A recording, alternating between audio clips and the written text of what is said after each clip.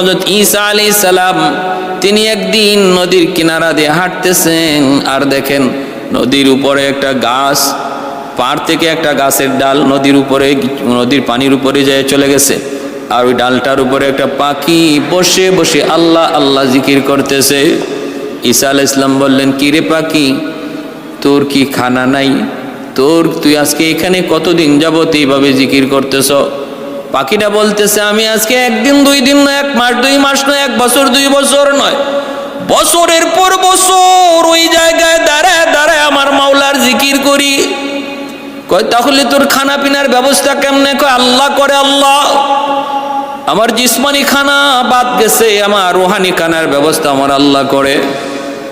এই হযরত ঈসা আলাইহিস সালাম তখন বলতেছে, রে পাখি একটু বল না, তোর এই মুহূর্তে তোর মনের চাহিদা কি? কয় আমার একটু পানি পান করার ইচ্ছা, আমি এই মুহূর্তে একটু পানির তৃষ্ণা লাগছে।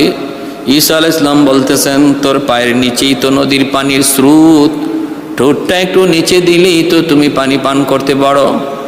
পাখি জবাব দিয়া বলতেছে, গো আল্লাহর পয়গম্বর, আমার মনের তামান্না হলো, আমার মনের ইচ্ছা হলো, আমার জীবনের শেষ সময়টাও যেন আল্লাহর জিকিরের হালতে হয়।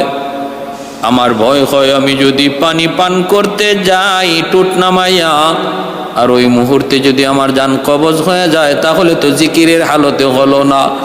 এজন্য আমি টুট নিচে নামাই না, আমার আল্লাহ আমাকে খানা পানির ব্যবস্থা করে। সুবহান।